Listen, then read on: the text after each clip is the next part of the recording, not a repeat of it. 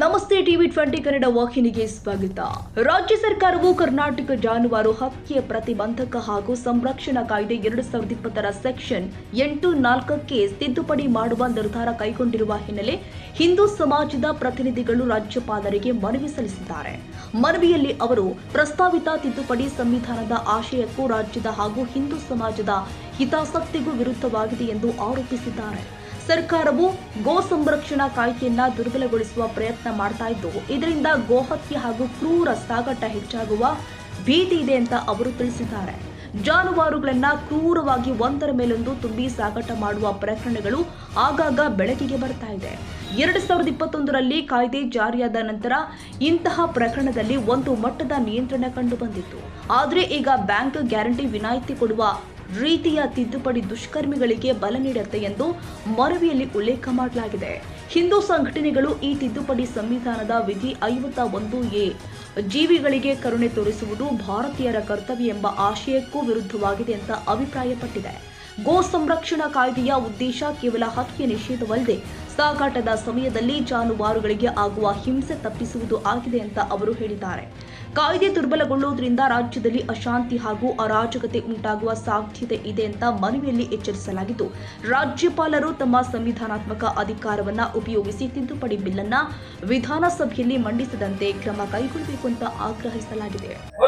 ವಿಶ್ವ ಹಿಂದೂ ಪರಿಷತ್ ಹಾಗೂ ಬಜರಂಗ ದಳ ಹಮ್ಮಿಕೊಂಡಿರ್ತಕ್ಕಂಥ ಈ ರ್ಯಾಲಿ ಇದು ಸೀಮಿತವಾಗಿ ರಾಮದುರ್ಗಕ್ಕೆ ಸಂಬಂಧಪಟ್ಟಿರ್ತಕ್ಕಂಥದ್ದಲ್ಲ, ಇಡೀ ದೇಶವ್ಯಾಪ್ತಿ ಸಂಬಂಧಪಟ್ಟಿರ್ತಕ್ಕಂಥ ವಿಷಯವಾಗಿದ್ದು, ಯಾರು ಈ ಗೋವನ್ನು ರಕ್ಷಣೆ ಮಾಡ್ತಿರ್ತಕ್ಕಂಥ ಹಿಂದೂಗಳು ನಾವೆಲ್ಲರೂ ಒಗ್ಗಟ್ಟಾಗಿ ಒಂದಾಗಿ ಇದನ್ನು ನೆರವೇರಿಸ್ತಾ ಇದ್ರೆ ಮುಂದಿನ ದಿನಮಾನಗಳಲ್ಲಿ ತೊಂದರೆ ಕಟ್ಟಿಟ್ಟು ಬುದ್ಧಿ ಅಂತ ನಾನು ಭಾವಿಸ್ತಾ ಇದ್ದೇನೆ.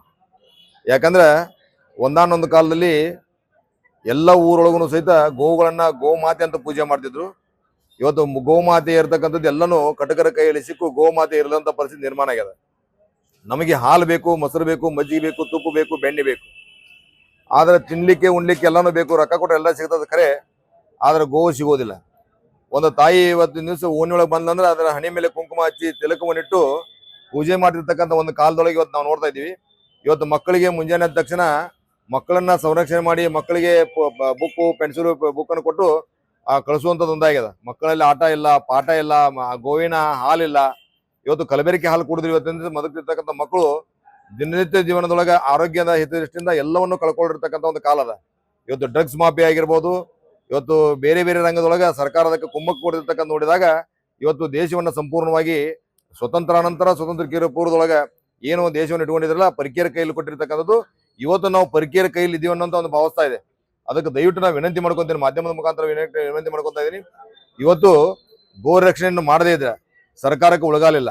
ಯಾವತ್ತು ಈ ದೇಶ ಭಕ್ತರಾಗಿರ್ತಕ್ಕಂಥ ಶ್ರೀರಾಮಚಂದ್ರ ಇರ್ಬೋದು, ಎಲ್ಲರೂ ಇವತ್ತಿನ ದಿವಸ ಮೊದಲು ನಾವು ಹೇಳ್ತಾ ಇದ್ದೀವಿ ರಾಮರಾಜ್ಯ ಆಗ್ಬೇಕು, ರಾಮರಾಜ್ಯ ಆಗ್ಬೇಕಂತ. ಎಲ್ಲಿದೆ ರಾಮರಾಜ್ಯ?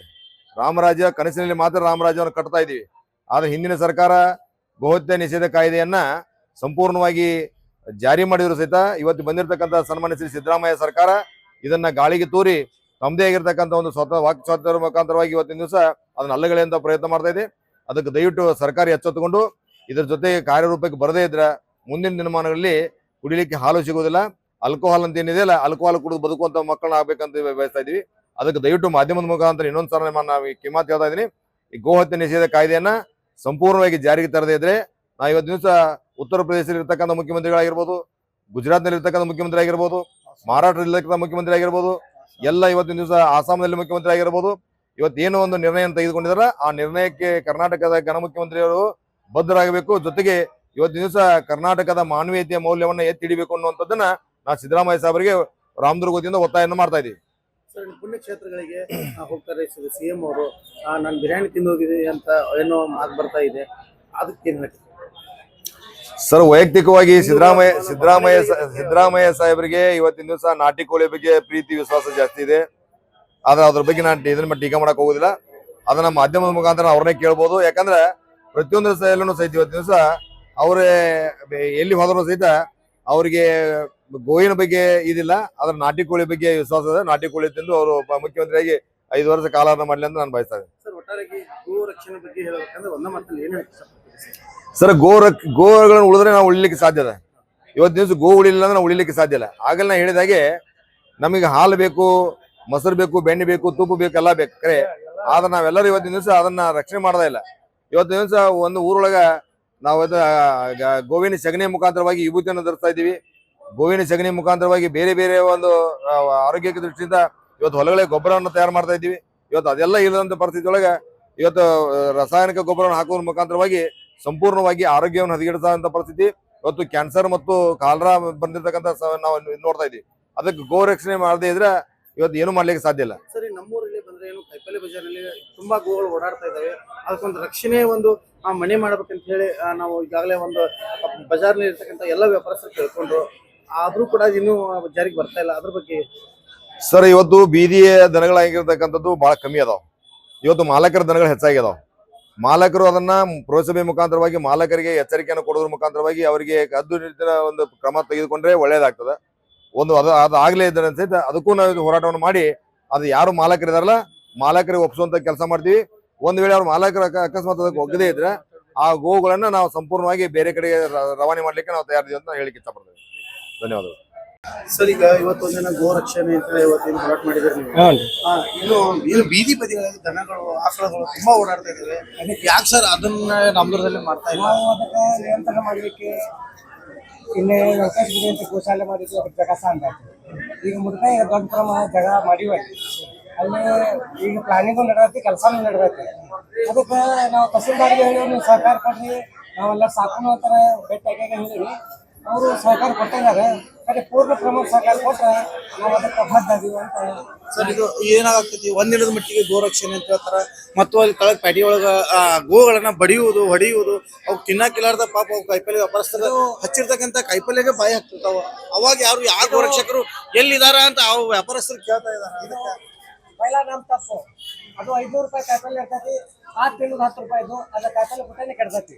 ಯಾರಾದ್ರೂ ಅದಕ್ಕೆ ತೊಂದರೆ ಕೊಡ್ತಾರ ಅಂತಂದ್ರೆ ಸಾಮಾನ್ಯನ ಅದು. ಅದಕ್ಕೆ ನಾವು ಸರ್, ಈ ಗೋ ರಕ್ಷಕರು ಅದನ್ನು ಫಸ್ಟ್ ಯಾಕೆ ಮಾಡ್ತಾರೆ? ನಾವು ಹೇಳಿದೇವಲ್ಲ, ಈಗ ಹೇಳಿದೇವಲ್ಲ, ನಾವು ದೊಡ್ಡ ಗೋಶಾಲೆ ಮಾಡಿವು, ಜಾಗಾನು ಐತಿ, ಅಲ್ಲಿ ಮೇವಿನ ವ್ಯವಸ್ಥಾನು ಐತಿ, ಸಾಕು ಮಂದಿನೂ ಅದಾರ. ಅದಕ್ಕೆ ಸಹಕಾರ ಎಲ್ಲಾರ್ದು ಬೇಕು, ತಹಸೀಲ್ದಾರ್ ಬೇಕು, ಪ್ರತಿಯೊಬ್ಬರಿಗೂ ಬೇಕು. ನಾ ಈಗಾಗಲೇ ಹೇಳ್ಕೊಂತ ಬಂದಿದ್ದೆ, ಈಗೂ ಹೇಳ್ತೇನೆ. ಗೋ ರಕ್ಷಣೆಗೆ ಅಥವಾ ಗೋ ಸಾಕಾಣಿಕೆ, ಗೋ ಬಗ್ಗೆ ನಾವು ಭಾಳ ಕಾಳಜಿ ಐತೆ ಅಂತ ನನ್ನ ಮಗನ ಆಸೆ. ಒಂದು ಒಳ್ಳೆ ಗೋಶಾಲೆ ನೋಡ್ಬೇಕಂತ ಒಂದು ಇಲ್ಲ ಬೀದಿ ಹಾಕ ತಿಕ್ಕ ಮಕ್ಕೊಂತಾವ್. ನಾವು ಹಂಗ ಹಿಂದೂ ಐತಿ ತಿಕ್ಕ ಮಕ್ಕೊಂಡ್ ನೋಡ್ತೀವಿ. ಅದ ನನ್ನ ನೋವು ಐತಂತ ಇದಕ್ಕೆ ಹೆಚ್ಚಿಂದ ಹೇಳಕ್ ಸಾಧ್ಯ. ಈಗಾಗಲೇ ನಾವು ಲಕ್ಷ್ಮೀ ವೆಂಕಟೇಶ್ವರ ದೇವಸ್ಥಾನದೊಳಗ ಒಂದು 6 ವರ್ಷದಿಂದ ಒಂದು ಗೋಶಾಲೆಯನ್ನು ಮಾಡಿದ್ದೀವಿ. ಅಲ್ಲಿ ಸುಮಾರು ನಾವು ಸ್ಟಾರ್ಟಿಂಗ್ ತಂದಾಗ ಕಾಂತಾನಿ ಬಂಧುಗಳು, ಸಾಯಿ ಮಾಳಕರ್ ಬಂಧುಗಳು, ಹಲವಾರು ಮಿತ್ರರು ನಮಗೆ ಸಹಕಾರ ಕೊಟ್ಟ ಗೋಶಾಲೆ ಮಾಡಕ್ ಪ್ರೋತ್ಸಾಹ ಕೊಟ್ಟರು. ಎಲ್ಲರೂ ತಮ್ಮ ಸ್ವಂತ ಹಣದಲ್ಲಿ ಗೋಶಾಲೆ ಮಾಡಿದಾಗ 2 ಆಕಳದಿದ್ದು ಇವತ್ತು 35 ಆಕಳದು. ಅಲ್ಲಿ ಜಾಗ ಸಾಲೋದು ಅಂತೇಳಿ ನಾವು ಈಗಾಗಲೇ ಲಕ್ಷ್ಮೀ ವೆಂಕಟೇಶ್ವರ ದೇವಸ್ಥಾನದಲ್ಲಿ ಮುದುಕವಿಯಲ್ಲಿ ಕೂಡ ಮಾಡಿದ್ದೀವಿ. ನೀವು ಬೀದಿ ದನಗಳ ಬಗ್ಗೆ ಕೇಳ್ತೀರಾ, ತುಂಬಾ ಸಂತೋಷ. ಕೇಳಿದ್ರೆ ನಾನು ಇವತ್ತು ಉತ್ತರ ನಂದು ಏನಿದೆ ಅಂದ್ರೆ, ಬೀದಿ ದನ ಅದು ಸಣ್ಣದಿದ್ದಾಗಲೇ ಅದು ಮುಸ್ರಿ ತಿಂದು ಬೆಳ್ಕೊಂಡಿರುತ್ತೆ. ಅದು ಏನನ್ನತ್ತೆ ಅಂದ್ರೆ, ನಾನು ಮುಸ್ರಿ ತಿಂದೇ ಬದುಕ್ತೀನಿ, ನನ್ನ ಬಂಧನದಲ್ಲಿ ಇಡಬೇಡಿ ಅನ್ನುವಂತ ಮನಸ್ಥಿತಿ ಅದ್ರದ್ದಿದೆ. ನಾವು ಎಷ್ಟೋ ಸಾರಿ ಬೀದಿ ದನಗಳನ್ನ ಮುನ್ಸಿಪಾಲಿಟಿ ಅವರ ಪರವಾನಗಿ ಮುಖಾಂತರ ಗೋಶಾಲೆಗೆ ಹಾಕಿದಾಗ ಅದು ದೈಹಿಕವಾಗಿ ಮತ್ತು ಮಾನಸಿಕವಾಗಿ ತುಂಬಾ ತೊಂದರೆಯನ್ನು ಅನುಭವಿಸಿ ಪ್ರಾಣ ಬಿಟ್ಟಿದ್ದು ನಾನು ಪ್ರತ್ಯಕ್ಷವಾಗಿ ಕಂಡಿದ್ದೀನಿ. ಆ ವಿಷಯವಾಗಿ ನಾವು ಈ ಬೀದಿ ದನಗಳನ್ನ ಗೋಶಾಲೆಗೆ ಒಂದು ವ್ಯವಸ್ಥೆ ಮಾಡ್ಲಿಕ್ಕೂ ತುಂಬಾ ನಮಗೆ ತೊಂದರೆ ಆಗಿದೆ. ಯಾಕಂತಂದ್ರೆ ಆ ಬೀದಿಯನ್ನ ತಂದು ನಾವೇ ಕೊಂದಂತೆ ಆಗುತ್ತೆ ಅಂತ ಮಹಾಪಾಪ ನಮಗೆ ಅನಿಸ್ತಾ ಇದೆ. ಬೆಳೆಯುವ ಸಿರಿ ಮೊಳಕೆಯಲ್ಲಿ ಆ ಮೊಳಕೆಯಲ್ಲಿ ಇರ್ತಕ್ಕಂತ ಕರುವನ್ನ ನಾವು ಅಲ್ಲಿ ಲಾಲನೆ ಪಾಲನೆ ಮಾಡಿ ಬೀದಿಯಲ್ಲಿ ಹೋಗದೆ ಇರೋ ತರ ಏನಾದ್ರು ವ್ಯವಸ್ಥೆ ಮಾಡಬಹುದು. ಹೌದೌದೌದು, ಅದನ್ನೇ ಮಾಡ್ಬೇಕು. ಈಗ ಇದ್ದಿರುವಂತ ಬಲ್ತಂತ ಬೀದಿ ದನಗಳನ್ನು ನಾವು ಏನು ಮಾಡಕ್ಕಾಗಲ್ಲ. ಅದು ಹಾಗೆ ಅದನ್ನ ನಾವು ಅದು 10 ಮನಿ ಮುಸ್ರಿ ತಿಂದಾಗೆ ಅದು ಬರುತ್ತೆ. ಈಗ ಹುಟ್ಟಿರೋ ಪೀಳಿಗೆ ಏನಿದೆ ಅದನ್ನ ಮಾತ್ರ ಒಳಗಿಟ್ಟು ಜೋಪಾನ ಮಾಡ್ಬೋದು. ಈ ಬೀದಿಯಲ್ಲಿ ಈಗ ಬಲ್ತಿರಂತ ಆಕಳಗಳನ್ನ ನಾವು ಏನೂ ಮಾಡಕ್ಕಾಗಲ್ಲ. ಅದು ಏನಾದ್ರೂ ಮಾಡಕ್ ಬಂದ್ರೆ ಅದಕ್ಕೆ ಒಂದೇ ದಾರಿ, ಅದಕ್ಕೆ 10 ತರ ಮುಸುರಿ ಹಾಕಿದಾಗ ಮಾತ್ರ ಅದೇ ಜೀವಂತ ಆಗಿರುತ್ತೆ. ಮತ್ತೆ ಆ ಬಳಗವನ್ನು ಬಿಟ್ಟು ಆ ದನ ಇರೋದಿಲ್ಲ. ಆ ಬಳಗನೂ ಬೇಕು, ಅದಕ್ಕೆ ಮುಸುರಿಗಳು ಕೂಡ ಬೇಕು. ಅವಾಗಲೇ ಮಾತ್ರ ಅದು ಗೋಶಾಲೆಯಲ್ಲಿ ಇರೋಕ್ ಸಾಧ್ಯ ಅಂತ ನಾನು 2 ಮಾತು ಮುಗಿಸ್ತೀನಿ. ವೀರೇಶ್ ಬೆಣಚಿನ ಮರಡಿಮಠ, TV20 ಕನ್ನಡ, ರಾಮದುರ್ಗ. ಕನ್ನಡಿಗರ ಮೆಚ್ಚಿನ ನಿಮ್ಮ TV20 ಕನ್ನಡ ವಾಹಿನಿ ಇದೀಗ ಟಿವಿಯಲ್ಲಿ ಲಭ್ಯ. ಕರ್ನಾಟಕ ಮತ್ತು ದೇಶ ವಿದೇಶದ 360 ಡಿಗ್ರಿ ಸುದ್ದಿ ವಿವರವನ್ನ ಪಡೆಯುವುದಕ್ಕೆ TV20 ವಾಹಿನಿಯನ್ನು ಲೈಕ್ ಮಾಡಿ, ವಿಡಿಯೋಗಳನ್ನ ಶೇರ್ ಮಾಡಿ, ಕಮೆಂಟ್ ಮಾಡಿ, ಸಬ್ಸ್ಕ್ರೈಬ್ ಮಾಡಿ. HCN ಕೇಬಲ್ 842 ನಂಬರ್ನಲ್ಲಿ ಹುಕ್ಕೇರಿ ತಾಲೂಕು ಹಾಗೂ ಸಂಕೇಶ್ವರದ ಸುತ್ತಮುತ್ತಲಿನ ಹಳ್ಳಿಗಳಲ್ಲಿ ಲಭ್ಯ. PCN ಕೇಬಲ್ 129 ನಂಬರ್ನಲ್ಲಿ ಹಾರುಗೆರೆ ಸುತ್ತಮುತ್ತಲಿನ ಹಳ್ಳಿಗಳಲ್ಲಿ ಲಭ್ಯ. ರಾಯಬಾಗ್ ಡಿಜಿಟಲ್ ಚಾನೆಲ್ ಕೇಬಲ್ 80ನೇ ನಂಬರ್ನಲ್ಲಿ ರಾಯಬಾಗ ತಾಲೂಕಿನ ಸುತ್ತಮುತ್ತಲಿನ ಹಳ್ಳಿಗಳಲ್ಲಿ ಲಭ್ಯ.